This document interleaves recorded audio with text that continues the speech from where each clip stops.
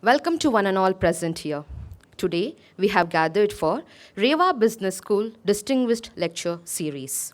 REVA Business School is just not a school where MBA graduates are made, but a place where leaders are built, innovators are invented, and entrepreneurs are encouraged. REVA Business School hold overall 49th position for IIRF top 100 B schools in India and 16th position in South Zone. REVA Business School offers courses like finance, human resource, international business, marketing, operations, strategic leadership, and hospitality and healthcare management. REVA Business School Distinguished Lecture Series is a flagship practice that we at REVA Business School are immensely proud of. It is a flagship that brings towards great minds of varied spheres of the society. Today is our 10th Distinguished Lecture Series, where I am privileged to welcome our distinguished lecturer, Ms. Sinu Joseph. Welcome, ma'am.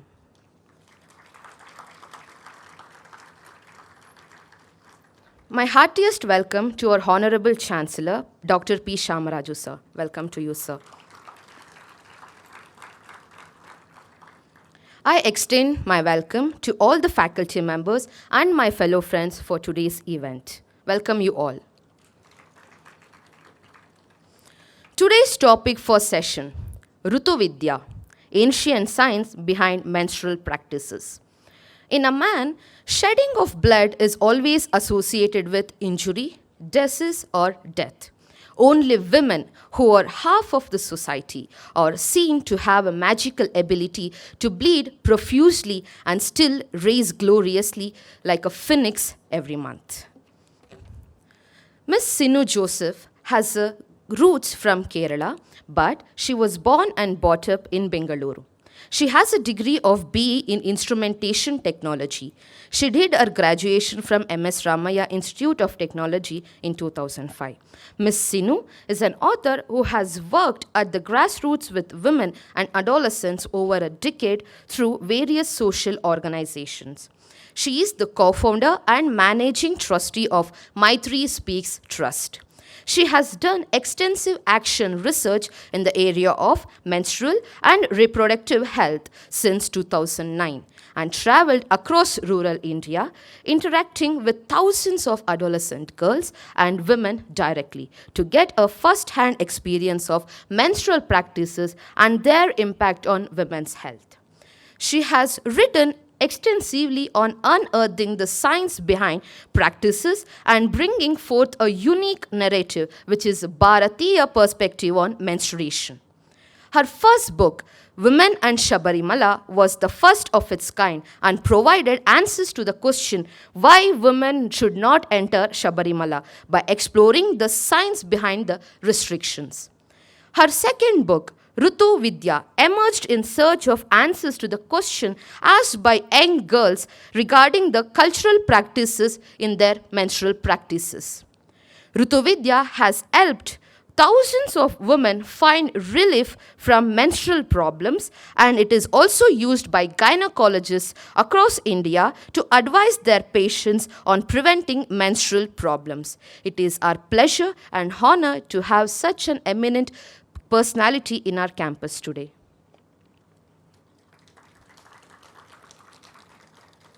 I request our Chancellor Sir and Dean Ma'am Dr. Shubha A. to accompany our guest on stage for felicitation.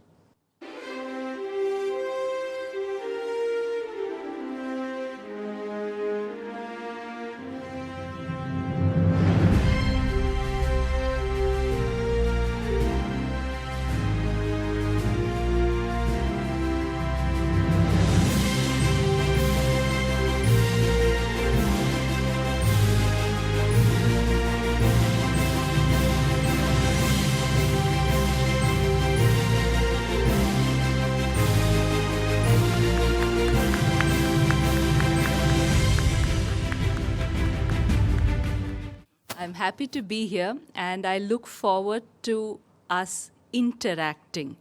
I would like to share whatever little I know in answer to the questions you have. Thank you so much. Yeah, this is much better. So I believe there are mics among in the audience too. Yeah, you do?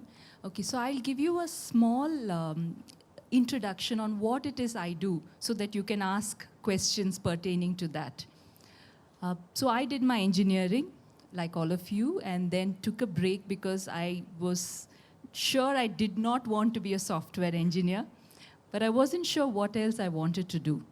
So just to give it just to try something different, I began volunteering with an NGO called Youth for Seva. And during the course of my volunteering, I used to teach spoken English in government schools. And that's when I saw that there was a need to talk to young girls about menstruation. So we did our initial sessions by learning biology. So I would do all my homework and go to the class. And I would, draw a diagram on the board. I would be very nervous, so I would draw the diagram of the uterus and the ovaries and everything. And I would finish the whole class. And then I would ask the children, do you have any questions? Now, these were all government school children, especially from villages. I largely worked in villages. And they did not ask anything about biology.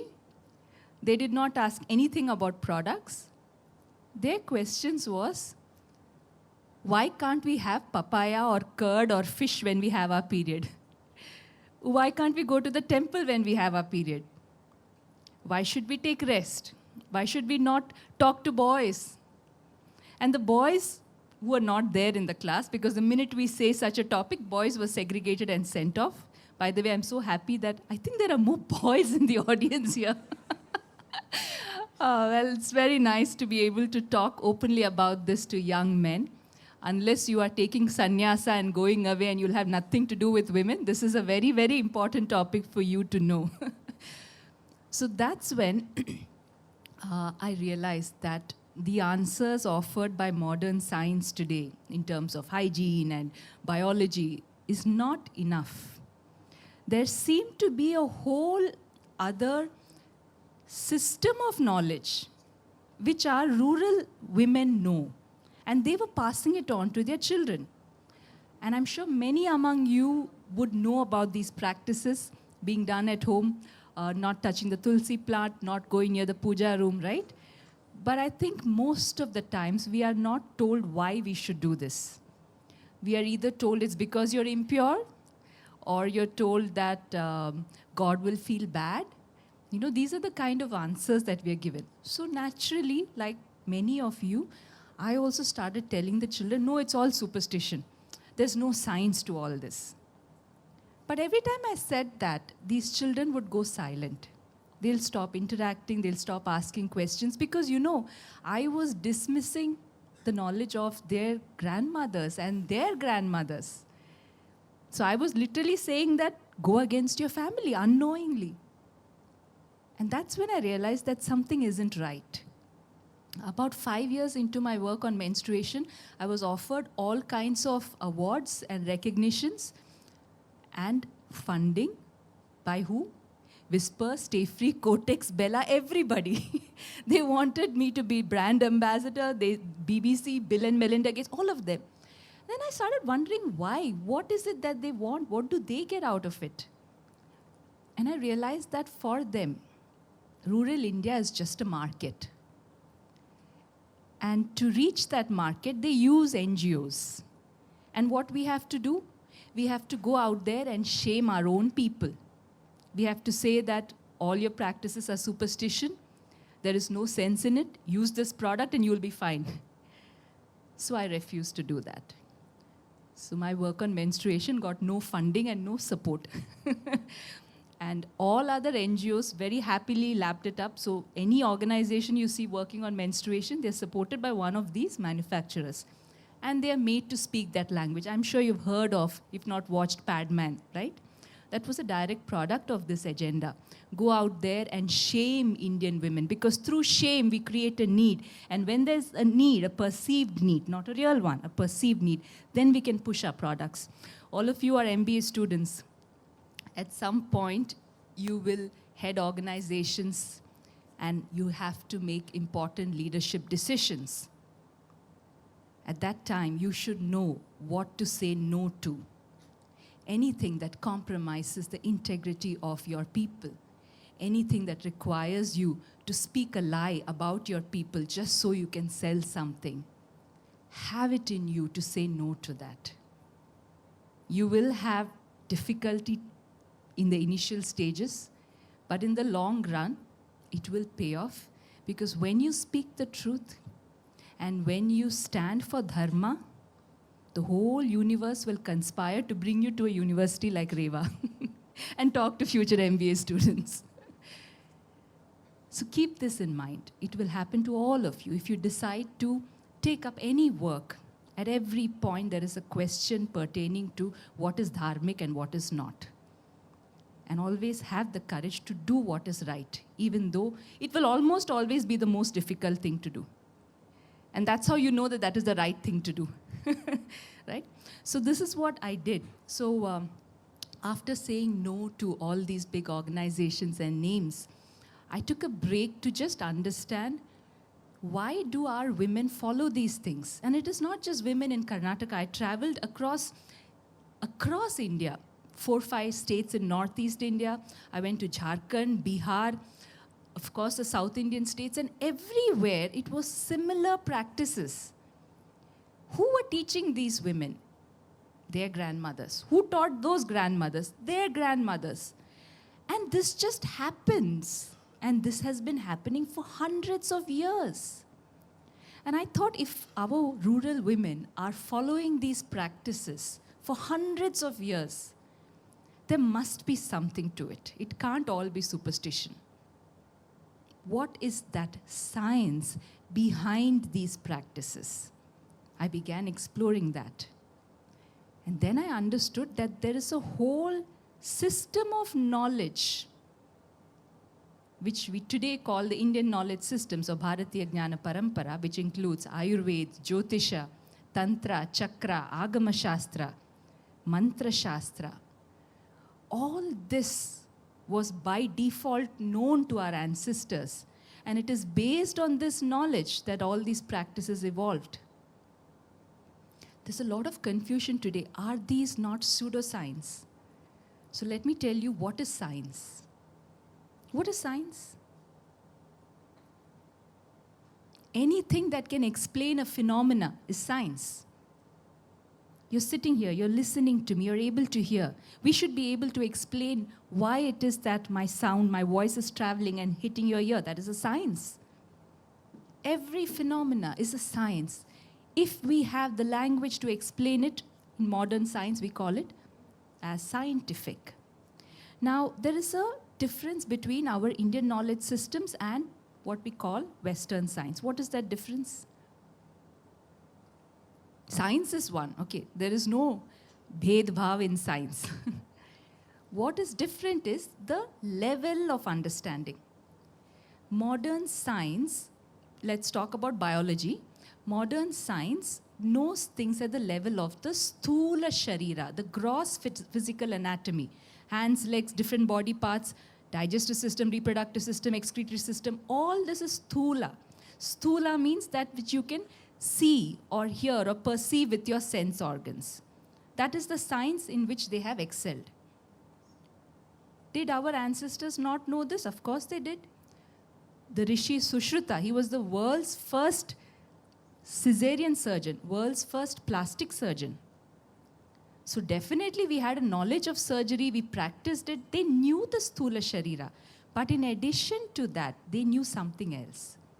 And that is the knowledge of the sukshma sharira, the subtle body. Just as you have as you have nerves which you can see, there are nadis which are very subtle, which you can't see, but they exist. Just as you have vessels which carry blood, nadis carry prana. You can't see prana, but it exists, you can experience it. Just as you have plexus points where all the nerves meet, you have chakras where all the nadis meet. So there is an entire anatomy of the subtle body which our rishis excelled in. So when you know that sukshma sharira's knowledge, when you see somebody, you don't see their ears and eyes and hair and body. you see their koshas, you see their aura. You see how we interact at the level of prana, not just as physical beings. So when you can know that, then all these practices will start to make sense, and that is the science. That is what I mean when we say ancient science. So that is the study that I have done for about a decade and written various books on it. I will pause at this point to take questions on what are the practices around menstruation for which you want answers. And I will try to answer those questions, and in that process, we will explore the science as well. So if you can raise your hands, we'll have a few mics going around to take your questions. Before asking question, please introduce yourself. Feel free to ask. This is the chance to know everything that you've been told since childhood, or boys, everything you've been seeing since childhood and not understanding. Ask. Ask. Any question, audience? Mics are ready for you.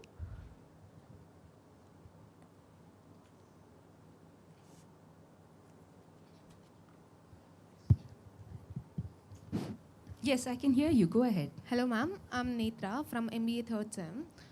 During our first menstruation cycle, like first day of that, usually our parents will paint the whole house and do some pujas and all. Why that they do ma'am?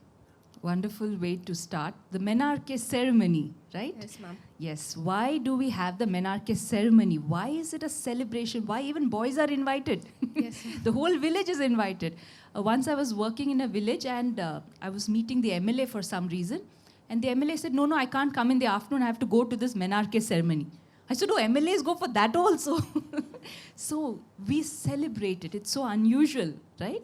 Why do we do it? Beautiful. I'll definitely answer that. Thank you. Any other question? Yeah.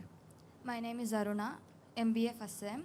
My question is, after menstruation period, in menstruation period, we will not touch our sambar powder, chili powders and all. Why, ma'am? Sambar powder, chili powder. We will not touch. All spices. You should not touch tulsi plant, other plant. You should not even touch other people. Yes, Correct? ma'am. Why? Yes, beautiful question. Why? Yes, I would be very happy to answer that. Yes?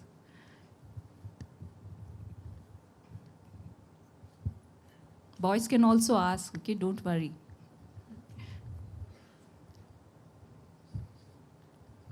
Good morning, ma'am. My name is Riya, MBA 3rd SEM. Ma'am, my question to you is, during our menstruation periods, even if our clothes are washed, then also like our mothers or grandmothers said like our clothes shouldn't touch our tulsi plants or anything. So Yeah, the same thing about not touching other things like and even our clothes if the also. clothes are washed, but Yes. still it cannot touch. It should and not also touch. our clothes shouldn't be washed with the clothes of our brothers and fathers. So Yes. Are we safeguarding the men or are we safeguarding ourselves? Definitely, we will explore that. Anything else? Yes. Hello. Ma'am, this is Salma Khanam from 3rd SEM. Actually, in some houses, they are not, girls are not allowed in bedrooms, kitchens, not even on the bed while they are on their menstruation cycle. Why is it so, ma'am? So where should they be? Actually, I had one of my friend. They were sleeping outside the house. There was a Outside. separate room for them. Menstrual seclusion. Okay, so we will look into that as the topic of menstrual seclusion itself. Why is that practice? It's a very important practice. And actually, boys, it's very important because you don't realize how you are affected when you are around a woman who's menstruating. Boys need to be very aware of it. So we will talk about menstrual seclusion. Yes. Good morning, ma'am. My name is Gandhi, MBA 3rd SEM. Ma'am, I think this will be the basic answer you will give. I mean, definitely you'll touch this topic. Why are women not allowed inside the temple? And again, inside house also, 3 days they'll close the curtains of the puja room too. Yes. And maybe because of that, we don't have female pujaris in temples or... Beautiful. You've already figured some things out. I'm so happy to hear that. Yes. Why? Yes, that I want to- why? Yes, we will explore. That is the most important thing to understand today. And it goes back to the whole rule in Sabrimala and other mokshadams that women of menstrual age should not enter. Very, very important question. Thank you for asking. Ma'am, I have a question.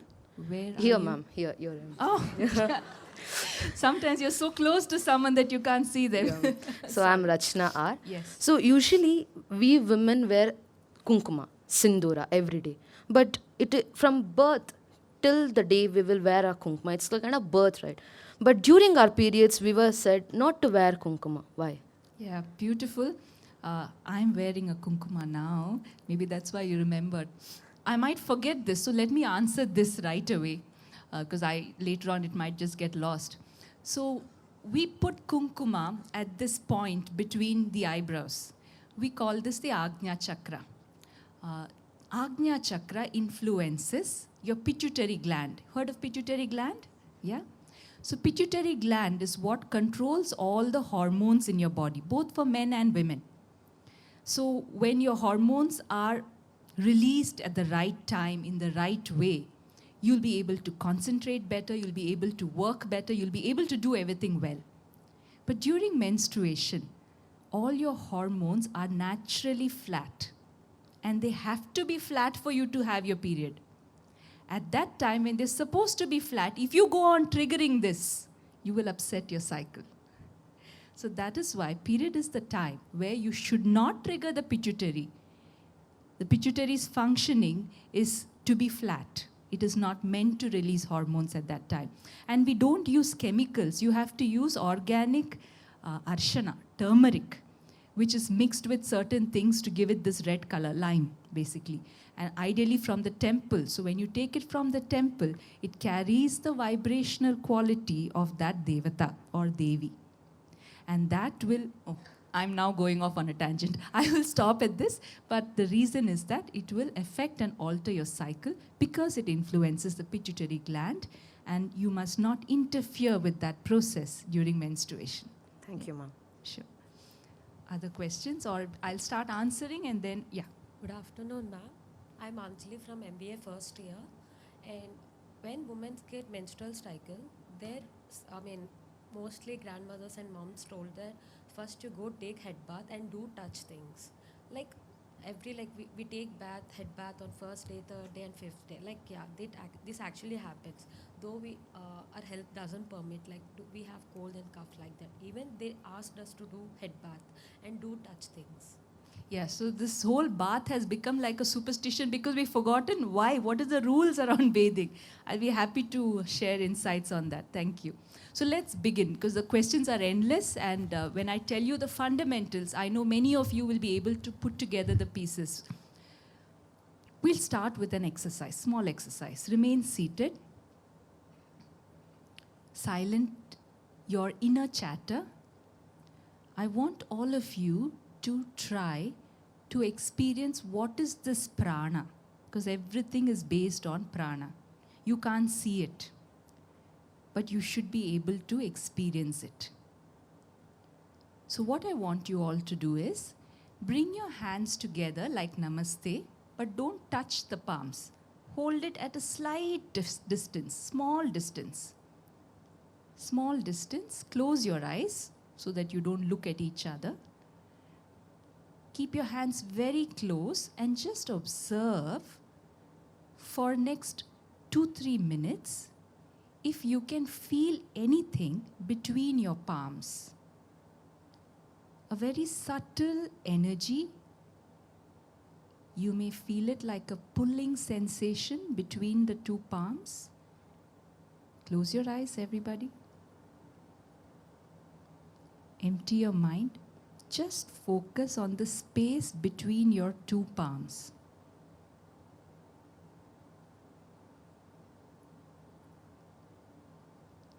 If you feel that subtle energy, then increase the width between your palms slightly and again try to experience that energy.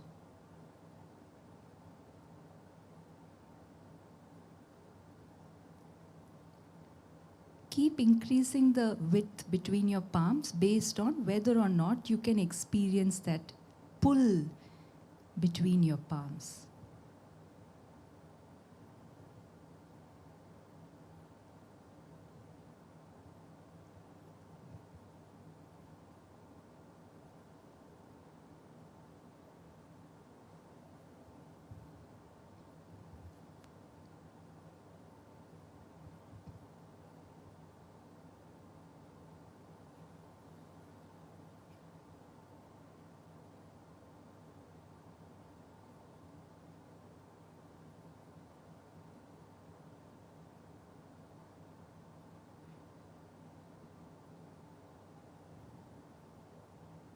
Slowly open your eyes.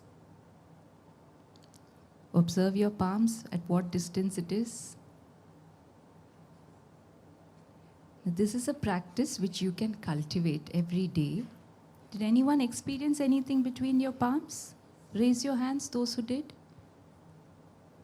Wonderful. I'll tell you one way in which you can be more effective. You know, at the center of the palm, there is a chakra. So if you can use your thumb and just press that region for a while, for a few seconds, and then do this, you'll feel it even more effectively. I leave it to you to try it at home. But that which you felt between your hands is your subtle prana. Just because we don't see it, it doesn't mean it doesn't exist. And it is this prana which connects all of us. Prana is the carrier of air, of oxygen, of everything. We are not connected by air or oxygen. We are connected by prana. When I speak, what you receive is because the prana that I give out, you are receiving. When you express gratitude or love, that is prana that you are giving out, which I receive. There is this constant exchange between us humans. Everything in Bharat was based on this understanding of prana. You know, I just took off my slippers now because I wanted to feel this place. Just like your hands, your feet are also points where you can receive or give prana. I'm just sharing this because it's interesting. You know why we do the namaste?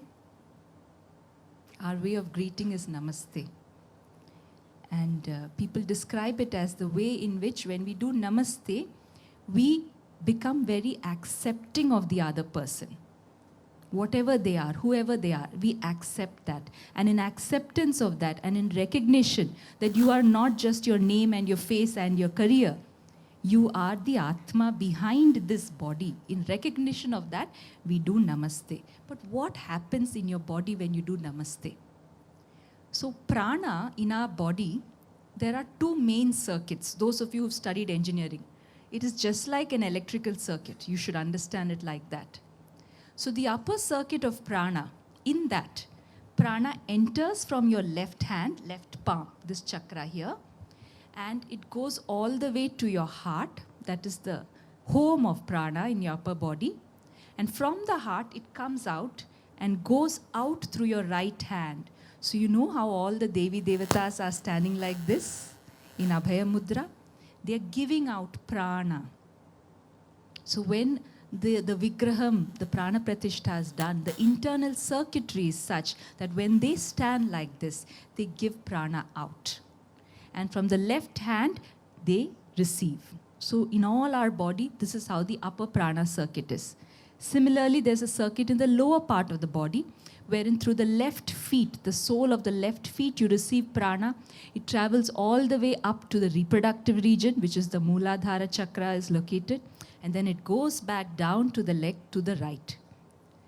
When you do namaste and bring your right and your left hand together, if you are an electrical circuit, you're basically forming a closed circuit. When you are like this, you're an open circuit. When you shake hands, you're doing a short circuit. And you're short circuiting the other person. When you do a namaste, there's a closed circuit and electricity, in this case prana, flows smoothly in the upper part of the body. And where is the residence of prana? In the heart. Heart is where you have the anahata chakra. And if you want to feel genuine love, genuine kindness towards others, then this anahata chakra should be open. It should be triggered. It should have lot of prana going there. Otherwise, diplomatically, we'll ask, hello, how are you? All well? Nobody means it, neither the questioner nor the other one. But if you must genuinely feel compassion, anahata must open. And that is why when we stand in namaste, there's prana going to anahata, and that's why we become accepting of the other person. It is with this understanding that we do. So some people do namaste like this. There's no meaning in this. If you understand every gesture in our culture, there's so much science to it. And you have to do it that way to receive the benefit from that. Okay, so this is just to give you a glimpse of prana, what it is. When you go back home and when you practice holding your hands, you will eventually begin to feel that prana enters through here, and from here it goes out. So people who practice pranic healing or Reiki, they use their hands because they have learned how to channelize prana in the correct way to heal people. That is what prana is. Now we will come right to the menstrual practices, yeah? And I'll try to answer your questions. Everything that I'm going to speak now has been elaborately given in my book, Vidya. It's available on all online platforms, Amazon, Flipkart, etc. So don't worry if our conversation may not be complete. You can always go back and refer to that. So the first question about celebrating the first period, Menarche celebration. Why do we celebrate it? The truth is, across India, there was a time when they celebrated. But today, only in the South Indian states, we have retained it. And in North India, because of invasion and outside intervention, they stopped declaring when the girl got her first period. So they didn't want to make that known because girls were taken off, raped, all that. So that whole practice stopped. Luckily, in South India, we were more protected, so we were able to continue it. So why should we do that? There is one obvious thing in this culture. We recognized the female body as an instrument which can channelize Shakti, the Devi Tattvam. Not that men cannot do it, but it's more easily happens in the female body. And when a young girl becomes a woman, when she starts her period, then experiencing Devi and letting others experience Devi through her becomes a possibility. So that was one understood, obvious thing in our culture. When the girl gets her first period, oh, now she can help everyone experience Devi through her by becoming Devi. That was one thing. The other thing, now I'll talk about modern science. Period is something that happens every month, right? It's a repeat event. Now, in our brain, there is something called the hippocampus. This part of the brain called the hippocampus, its job is to collect, store, and retrieve memory. It doesn't just retrieve memory, it retrieves also the emotions associated with that memory. Let me give you an example. Let's say you were going somewhere and you had an unfortunate accident on some road. 2-3 months have passed by, you have healed from that accident, but you go back on that road, on that same spot where the accident happened. Unknowingly, your body goes through the same stress, right?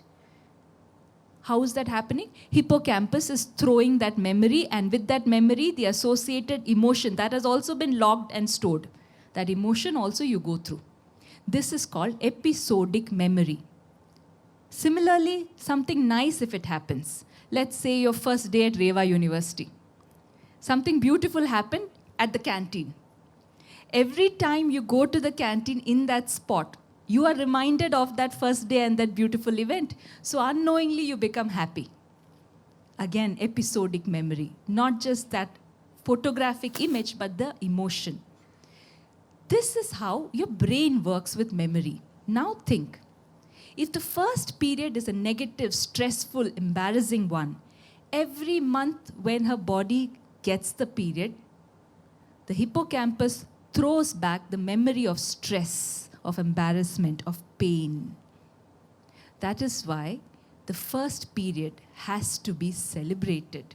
It has to be made a positive thing so that every month, her whole life, she will associate this with something happy. And the number one reason for irregular period, you know what? Stress. Just the thought that I'm going to get my period tomorrow or day after or in an hour puts your body through so much stress that you have menstrual disorders. If you can shift your attitude towards a positive, celebratory one, half your period problems are solved.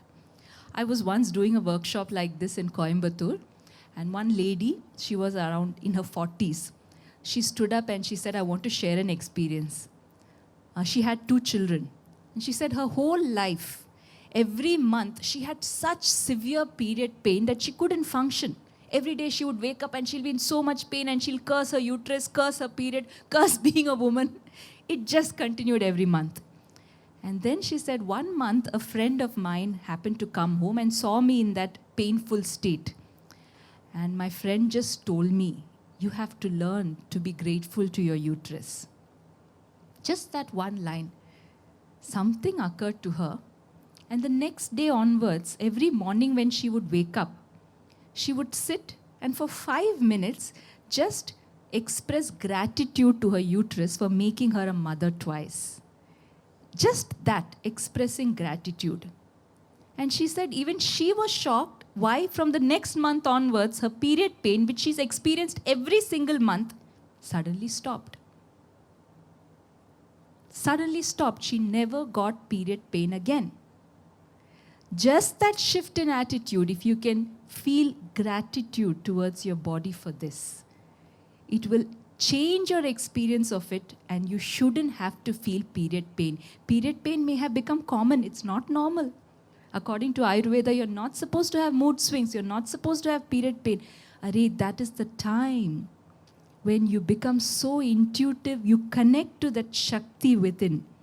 And if you can be absolutely healthy and still, the universe will send you messages about all the people you care during your period. You become an instrument of receiving that message. It happens to me so many times. I suddenly call up someone, I said, you're going through this is what you need to do. They said, how do you know? I said, I'm menstruating. That is the power that menstruation naturally gives to women. They become Devi at that time. But we are so busy feeling pain and, worrying about this and that all those things don't happen for us. So that's the reason why the first period has to be celebrated. Along with that, the many prescriptions given during the first period, the type of food, all of that are meant to prevent period pain and to facilitate this process. And so nicely we included boys and men in the ceremony. So we didn't have to do separate menstrual education for boys. If you go to the villages, and I'm sure some of you may have experienced, the minute the mother gets a period, the son, the young 12, 13-year-old boy, he takes over household chores because mother has to take rest. Who taught him that? So naturally it was there in the culture and that needs to come back. And I'm so happy and grateful to the Chancellor and team for including boys in this. It's so important that you are here and I'll tell you why. Now we'll come to the question of why you should not touch others and why boys also need to be aware that if you're around a menstruating woman, how it affects your own prana. I'll explain first from the perspective of modern science, and then I will tell you the same thing from Sukshma Sharira, how you can understand. How many of you have a background in physics? At least you remember school level chemistry, atoms, electrons, you remember, no? Huh. So, our body, if you want to understand subtle phenomena, we should understand it at least at the level of atoms. Body is made up of atoms, everyone agrees? Yes? So atoms center, there is nucleus, around that there are electrons, correct? For an atom to be stable, the number of protons in the nucleus should be equal to number of electrons that are running around, correct? Yes. What happens if an electron is lost? If that balance in proton and electron is disturbed, and if you have fewer electrons, what happens? What happens? High school chemistry. That atom becomes a free radical. It becomes unstable. What does that mean? Now, within the body, natural metabolic processes, natural cellular processes will from time to time make the atoms lose electrons. When an atom loses electrons, it becomes very unstable, it becomes a free radical, it can cause a lot of diseases. but it will have a tendency to become stable by borrowing an electron from a neighboring atom. So I'm an oxygen atom, I have lost my electron, I'm becoming unstable, but I'm going to borrow an electron from a neighboring oxygen atom. So I'm stable now. What happens to the neighboring oxygen atom? That becomes a free radical. Now that will also try to stabilize itself, so it will borrow from a neighboring one. Where does this stop? We need one hero atom which will come and say, hey, take my electron, I will not become unstable and you can also become stable. What is the name of that hero? Antioxidant. You all need to go back and look at your school books. That is an antioxidant. Antioxidants are those which can donate an electron and not become unstable themselves. So in our body, although we are constantly going through this process of losing electrons, and that will become oxidative stress, it is balanced because there are natural antioxidants in the body. Red blood cells, natural antioxidants. Saliva, natural antioxidants. And in the female body, estrogen is a natural antioxidant. Estrogen is the female hormone. There are 2 times in a woman's monthly cycle where the body goes into oxidative stress. We call it oxidative stress when suddenly many cells are losing electrons. Many of them are losing electrons collectively, one after the other. It becomes oxidative stress. One time when it happens is during ovulation. But that time, estrogen is there, so it balances it. Second time it happens is during menstruation. And as I said, during menstruation, estrogen is flat, it's at an all-time low. Top of that, you're losing blood, and with that RBCs, which were also antioxidants. So your body is going into oxidative stress. Atom after atom is losing electrons, and the natural substance which could make up for it is flat. So what happens to the human body when it goes into oxidative stress? We all have an electric field around us. Electric field is either positively charged or negatively charged. If there are enough electrons, it is negatively charged, and that's a good thing. This is not positive, negative in a colloquial way. Okay, not casually that I'm feeling positive, thinking positive. We're talking about electric charge. So when the language of electric charge, a negative charge is good for you. Remember during COVID, they used to have these machines called ionizers. What were they doing? They were giving out electrons. Because if you are in an area where there's a lot of electrons, it is good for you. It builds your immunity. It builds your resistance to disease. Oceans, anywhere where water is falling, there's a lot of electrons been given out. That is why there's a lot of prana there, and we feel healthy there. But during menstruation, your entire electric field, because you're losing electrons, your field itself changes and you become positively charged. You're into an entire state of oxidative stress. When you are in a state of oxidative stress and your atoms are losing electrons, what is the tendency to? Grab electrons from wherever you can. So if you're sitting next to somebody else and you touch them, you will grab electrons from them. And then they go into oxidative stress. You touch anything which has prana, fresh fruits, fresh vegetables. You take away the electrons from that because your body is in that mode. It keeps taking to make up for your own oxidative stress.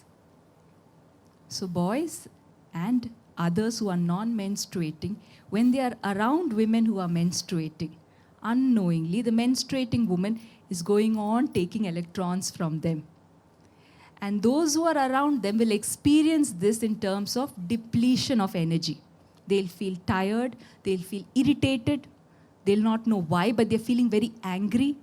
Some people who are sensitive will say, some days I get very irritated around her. Those would be the days when she has her period.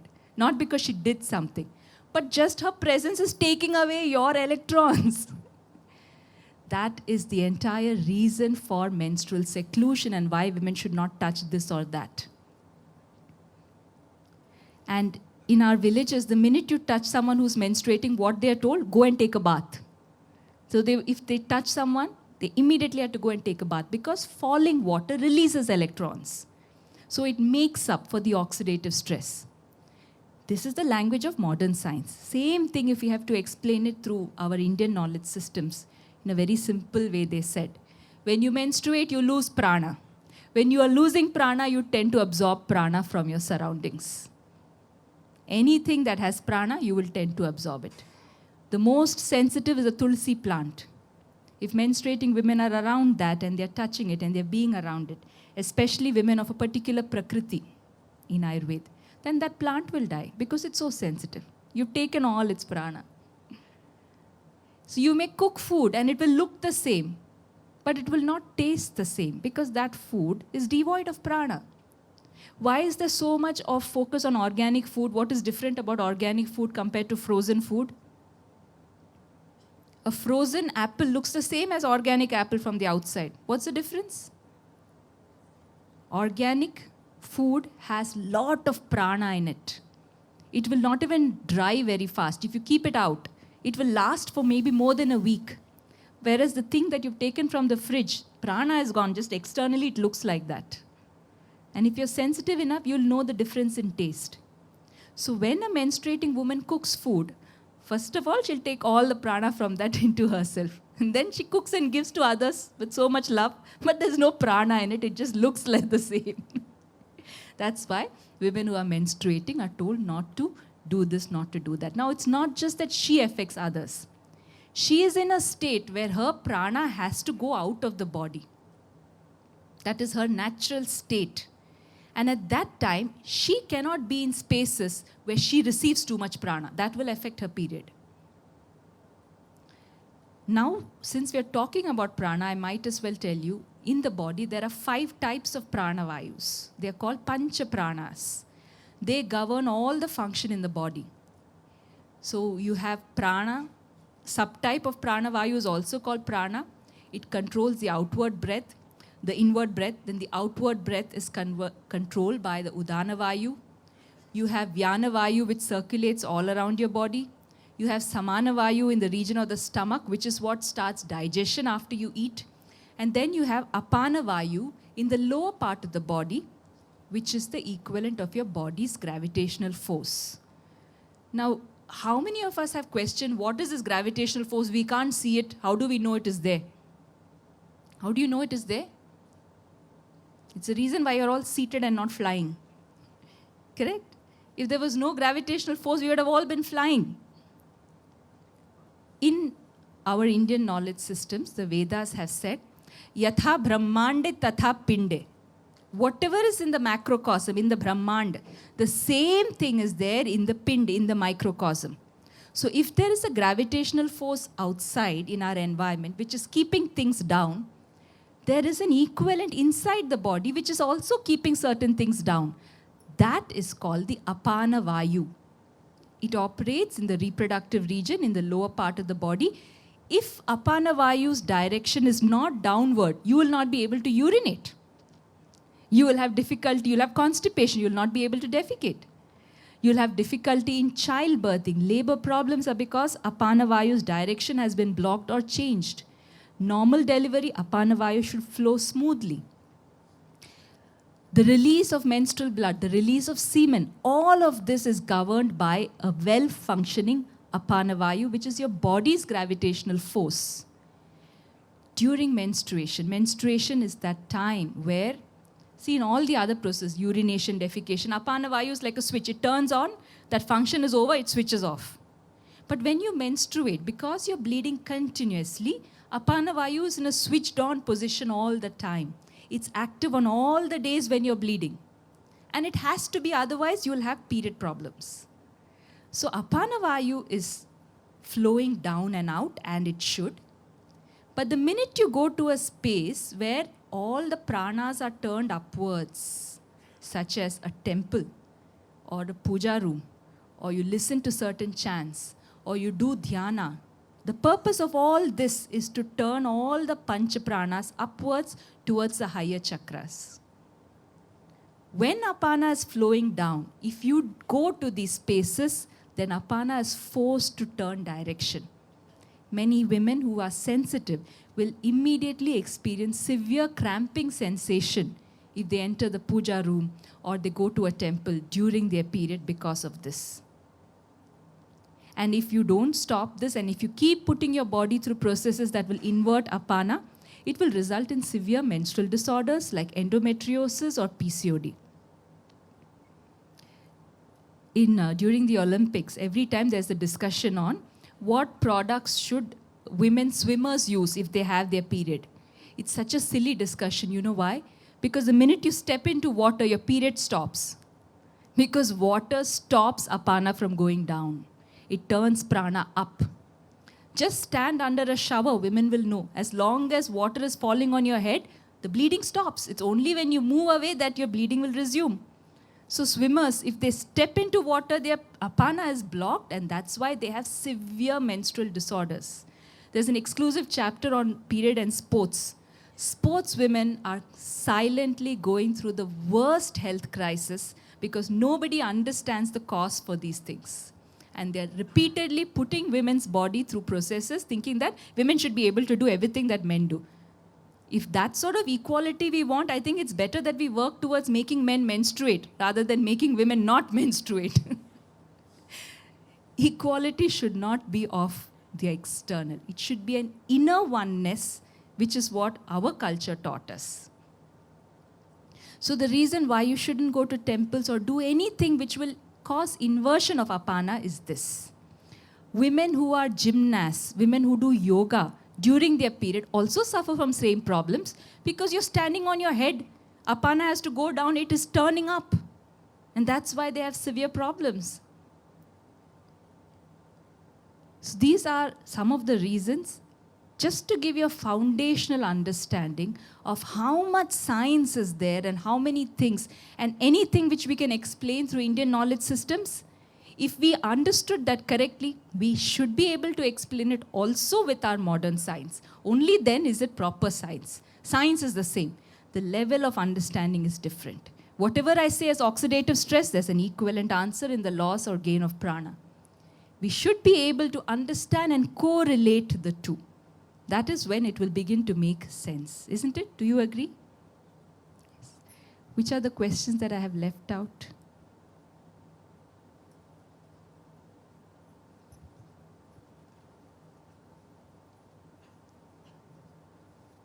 Have you forgotten your questions? Did I leave out something? Something important? Not to my knowledge. Well, I can expand on that, and if you have further questions, please ask. I'll be happy to take them. I'm not aware of the time, so.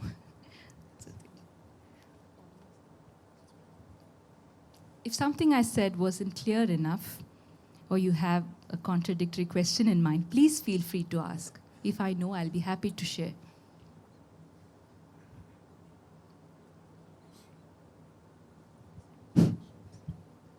Good afternoon, ma'am. My name is Kirtan, second year MBA student. I have a question that when I am in 15 or 16-year-old, I don't know about this scientific topic. One day, what happened? My mother they slept in outside the home. So just by curiosity, I asked them why are you sleeping outside.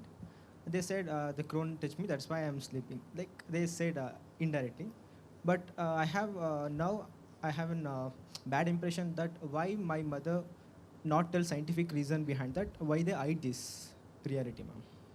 Why? You tell me why. For more than 200 years, all our sciences have been called pseudoscience. All our sources of knowledge have been destroyed. Our libraries were burnt. The people who knew this Vidya were murdered. You know that? They would go and find people who were pandits, hold them by the choti and make them write false things. And if they refused, they were killed. Brahmins were caught by the hair and their hair was cut off. This country has been through such torture just because we knew a certain knowledge that was beneficial for humanity, and that happened to be different from what the others knew. So when you are struggling to live, who cares about preserving knowledge? Our priorities became different. The country went through famine. We went through all sorts of things. Those who knew this, The few people who knew this went silent because they were hunted and literally murdered. In Kerala, Kalaripayattu, which is such a beautiful form of martial art, which incorporates all these sciences. See, in India, you pick anything, martial art, dance, it has all the sciences in it. They were hunted and killed. Just a few masters went underground, taught their immediate circle, and just remained low-key, never spoke about it. Even when, after independence, when we had to rewrite our education curriculum, where were the people who knew this? And if they knew it, were they willing to come and stand and face the ire of everyone who says, hey, that is pseudoscience? And not just in India. Across the world where colonization happened, this knowledge was there and it was lost. You know, in Europe, 70,000 women were burnt because they were called as witches. What were they saying? Whatever I'm telling now. They said, when you menstruate, this is how you will affect others, this is what you do. Women become Shakti, we become intuitive. Witches, burn them. 70,000 for years together. It is a miracle that in Bharat, even though our women, our mothers and grandmothers don't understand the science, they're still doing it out of some faith in this culture. For me, that is a miracle. We have to ask why we have lost that faith. We have not made an attempt to study. We've not made an attempt to study. We've not made an attempt to ask why they're doing it. We've just dismissed it, and now we are standing and blaming them. Why they don't know the science? At least because they are following it through blind faith. Yes, it is blind faith, but gratitude to that blind faith because of which we can return back to it today. If they were not following it, we would have been like the West. You know what the state of menstrual health is? You know, when Western people used to call me for their research, they would assume that because I'm from India, I'm going to say, oh, you Indian women are suffering, they need your help, we are all dying because we're having reproductive problems.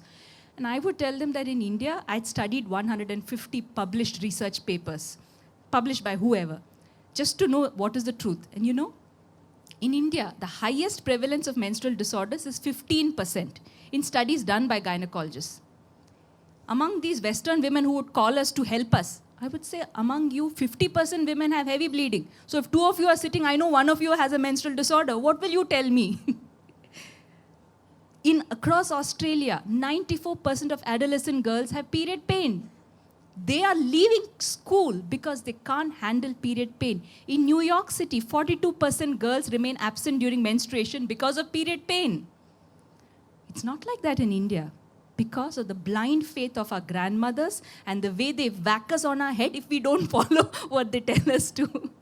So gratitude to our grandmothers and mothers who did not understand the science, who could not explain it, but knew it. By following this practice, they are able to observe how their health is better. Gratitude for that.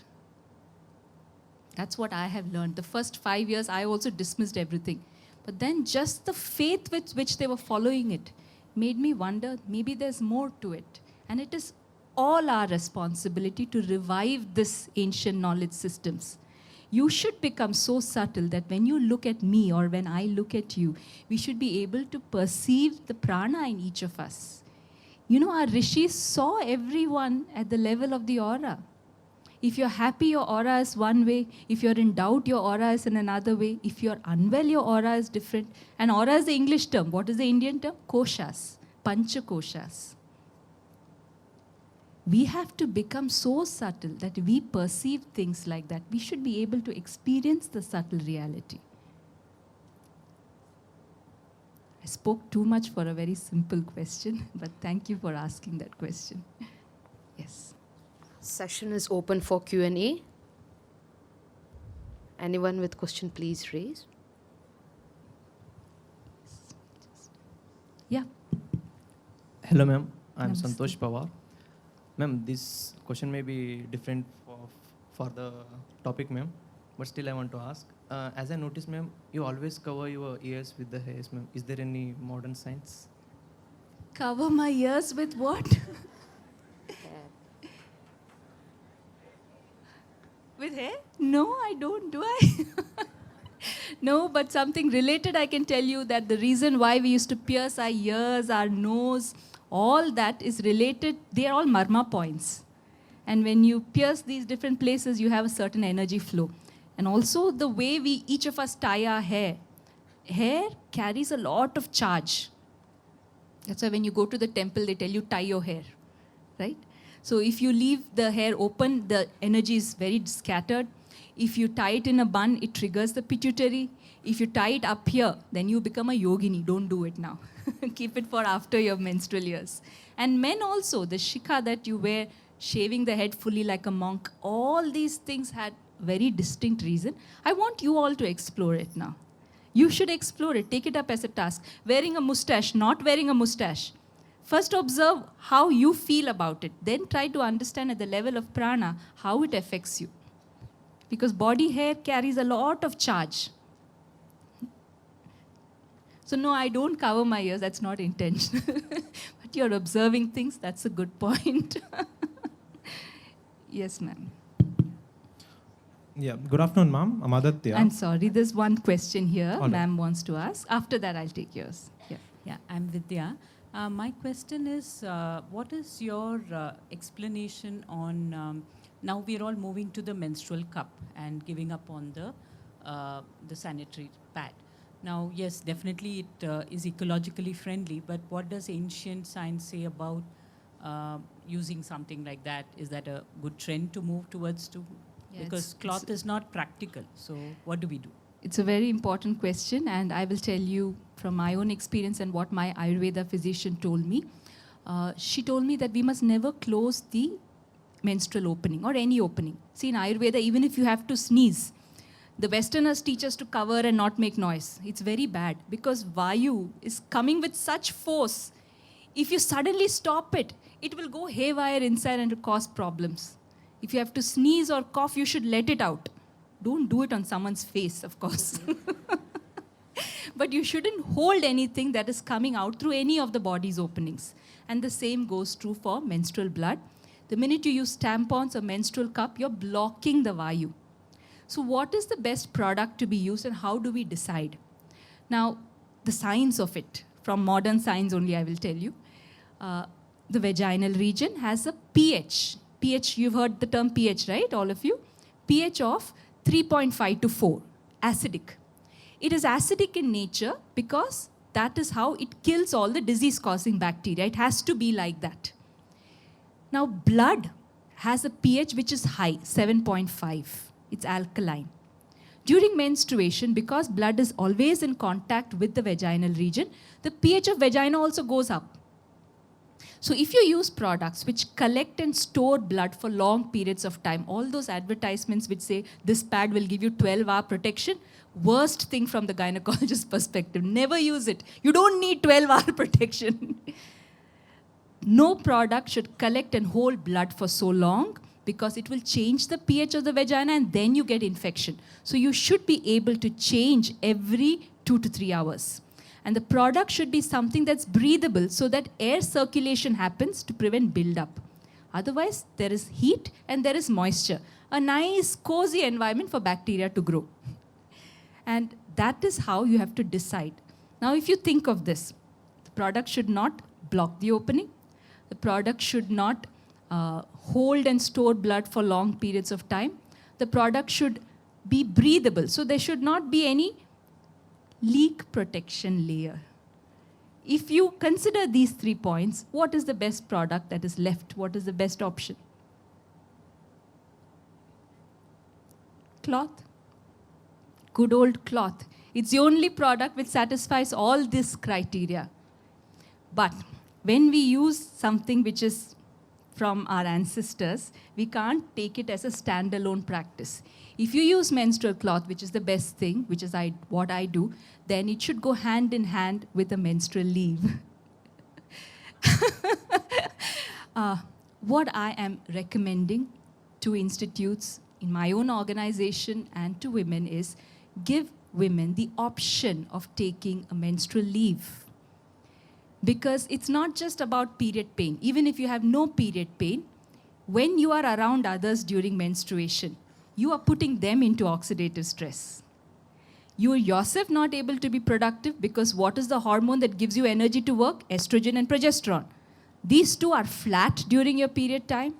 So you're not able to be productive anyway. And you're forcing yourself to do it. And because you are forcing yourself to work, rest of the month you have many sick leaves. You're constantly falling sick. Women's bodies do not need a Sunday off. Your body doesn't know it's Sunday, but your body knows when your hormones are flat. So the only leave that women need is a menstrual leave, and then they will be healthy the rest of the month. But you don't give them that, the rest of the month their health will be affected. And even in companies, I tell people, give women at least the option of a menstrual leave. Let them decide. They want to, they're not, something's unavoidable, fine. But the option should be there. And similarly, what is it for men? You don't menstruate, so how does your body cycle work? Just as women have estrogen and progesterone, which gives us the energy to work, for men, what is the equivalent hormone? Very good, you know your hormones. Testosterone. How does testosterone work? So we have monthly up and down. You know how it is for men? Daily up and down like this. Multiple periods they have. Testosterone keeps going flat multiple times. And that is why men are more addicted to substances. They don't realize. The minute testosterone levels dip, coffee, tea, cigarette, alcohol, something they need to artificially raise the levels. Whereas women can work for long hours without a break.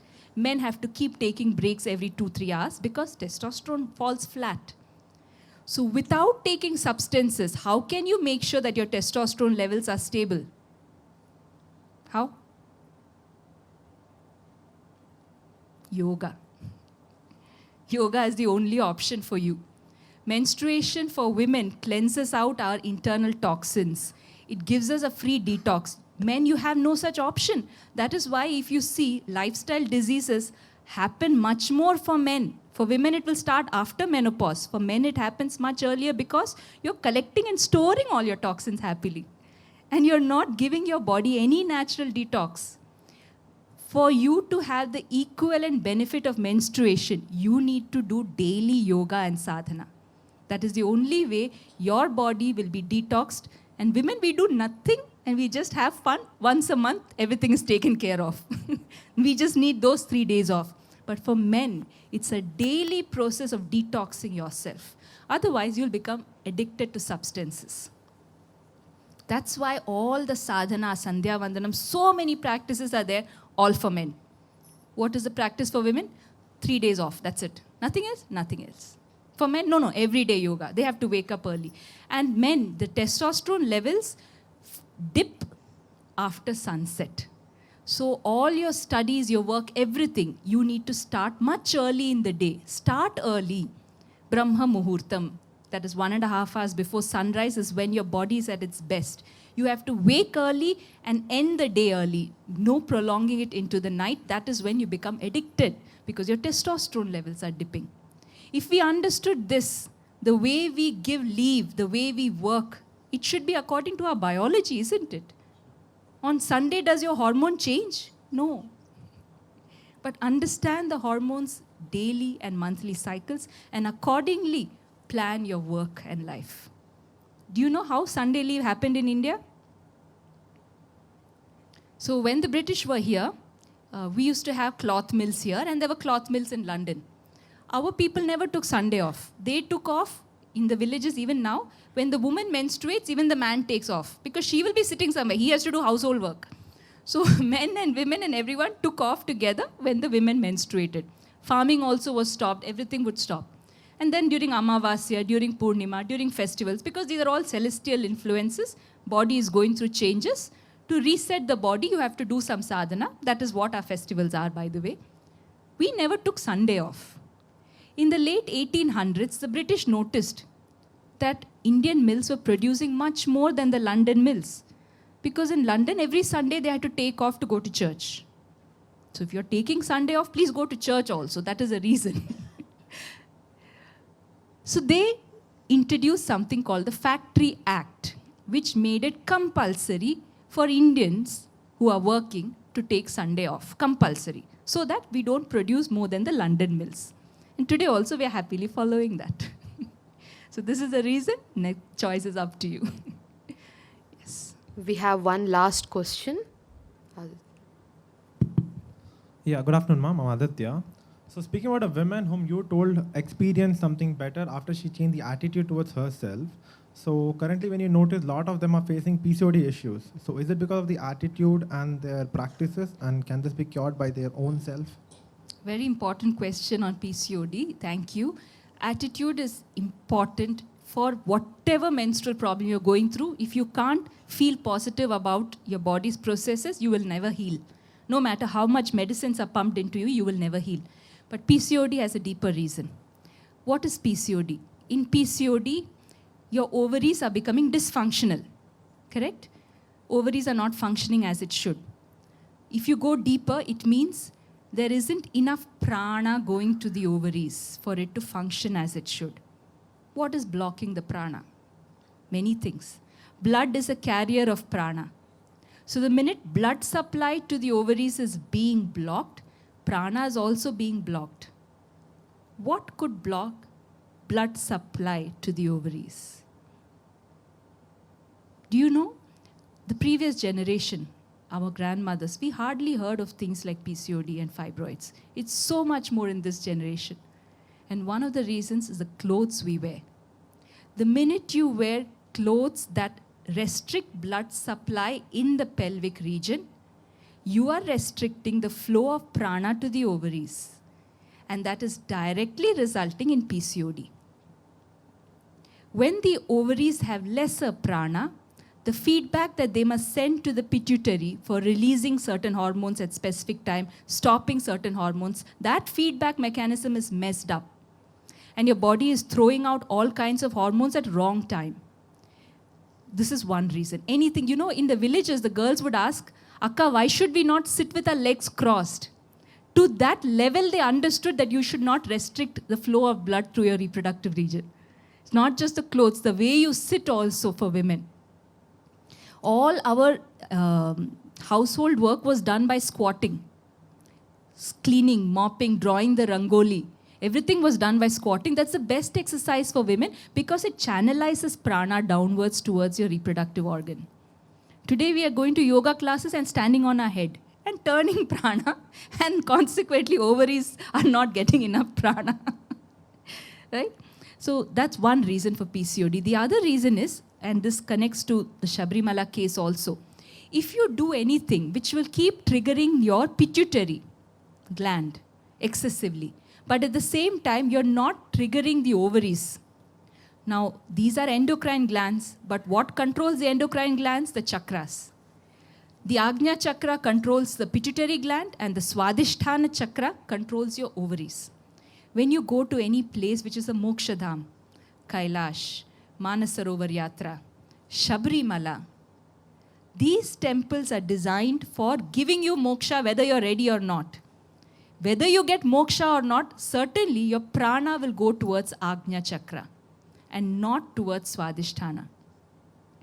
When that keeps happening, ovary, Agnya chakra is overproducing. It produces all hormones including testosterone. But the ovaries for women should receive that testosterone and convert it into estrogen. Here, you're triggering Agnya, testosterone is being produced, ovaries can't handle that. So there is excess testosterone in the blood, and that's why in PCOD, when you do the blood test, you'll see that there is excess testosterone. Any activity that overly triggers the analytical ability and at the same time does not strengthen and give equal prana to your lower part of the body will cause that imbalance resulting in PCOD. These are the root cause for PCOD. So unless we change these fundamental practices, things like PCOD will be very common. There is this study which was done. You can Google it and find. They looked at testosterone levels in women who were playing chess. I'm not even talking about a very masculine sport, chess. And they measured the testosterone levels of the woman who won and the woman who lost. The woman who won, she had increased testosterone levels. The woman who lost, it was the same as before. The conclusion was that anything that you do with an attitude of competitiveness, of aggression, what gives you aggression? Testosterone. So for you to have that competitive, aggressive behavior, your body will produce more testosterone. That is why women today, because we don't see sense in being feminine and we're trying to be masculine by acting externally like boys, our bodies are producing more testosterone to meet those needs. And consequently, we're having PCOD. So in our culture, that's why there was so much focus on how women should dress. It was not patriarchy, it is biology. There's nothing that's patriarchal in this culture. It was all based on biology, not social constructs.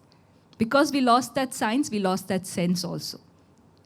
The increase in PCOD is because your body is producing more testosterone because we want to be more masculine. We are behaving in a masculine way. Body is supporting that. I hope I answered the question. That was indeed eye-opening session. Ma'am, I request you to stay back on the stage. Ma'am has been kind enough to convey her best wishes to us. She has a token of appreciation for the female faculty. Now, I request Shubha Shrikar ma'am to kindly come up on stage to receive book by Miss Sinu. Ruchi Gupta, Dr. Anshu Rani, Dr. Purnima, Dr. Harini B.,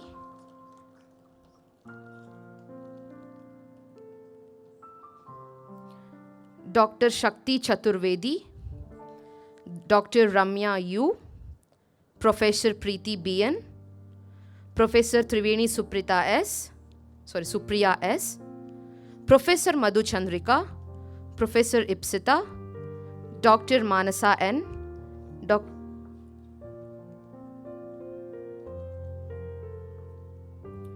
Dr. Rajeshwari GM, Dr. R. Gokilavani, Professor Hemalata Radhakrishnan.